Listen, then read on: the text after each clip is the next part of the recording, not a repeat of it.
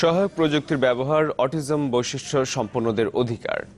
এই প্রতিপাদ্য সামনে রেখে বিশ্বের অন্যান্য দেশের মতো বাংলাদেশেও আজ পালিত হচ্ছে অটিজম দিবস।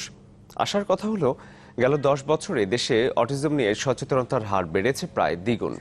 চিকিৎসকরা বলছেন, এই বিশেষ শিশুদের আত্মনির্ভরশীল করে গড়ে তুলতে প্রযুক্তির ব্যবহারে হতে হবে সচেতন। জিনিয়া কবির সূচনার রিপোর্ট। আদিতের বয়স এখন 22। মাত্র 18 মাস বয়সে ধরা পড়ে সে একজন অটিস্টিক শিশু। পরনির্ভরশীলতা ছোটবেলা থেকেই ভীষণ অপছন্দ আদিতের। অটিজমের প্রায় সব বৈশিষ্ট্য থাকলেও প্রযুক্তি ব্যবহার করে সে নিজেই করতে পারে তার সব কাজ। অটিজম যখন ধরা পড়ে আদিতের মা তেমন কিছুই জানতেন না এ বিষয়ে। জানার পরে দুজনের কাছে শিখেছেন প্রতিনিয়ত। নিজে জানতেন বলেই সহায়ক প্রযুক্তির সাথে অভ্যস্ত করেছেন ছেলেকেও। ওর অটিজম ডায়াগনোসিসের সঙ্গে সঙ্গে এই প্রশ্নের উত্তরগুলো কিন্তু একটা নতুন মায়ের জানার কথা না, কিন্তু পুরো সমাজ, সারা পৃথিবী ওই প্রশ্নগুলো শুধু মাকেই করে। কখনো আমি হোয়াটসঅ্যাপে কাজ করছি, কখনো মেসেঞ্জার ব্যবহার করছি, এগুলো খুব কাছে থেকে কিন্তু ও দেখেছে। এটা আমি কোনো কিছুই ওকে আমি হাতে ধরে শিখাইনি, এটা কিন্তু লাইফস্টাইলের পার্ট হিসেবেও শিখেছে। অটিস্টিক শিশুরা প্রতিবন্ধী নয়, আবার তাদের আচরণ আর 10 জনের মতো স্বাভাবিকও নয়।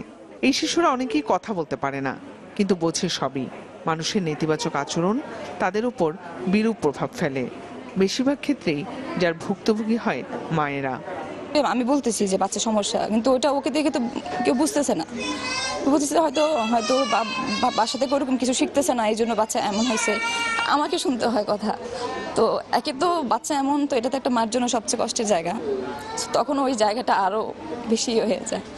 আমরা বাবা মা, আমরা আজকে আসি কালকে থাকবো না, তখন এই বাচ্চাগুলোর কি অবস্থা হবে? কেন ওরা এত সাফারার হবে? এই যে আমরা প্যারেন্টস গুলো বাইরে বসে আছি, অনেকে সাক্ষাৎকার দিতে চাচ্ছে না, কেন? তাদের এই ফিলিং এর জন্য।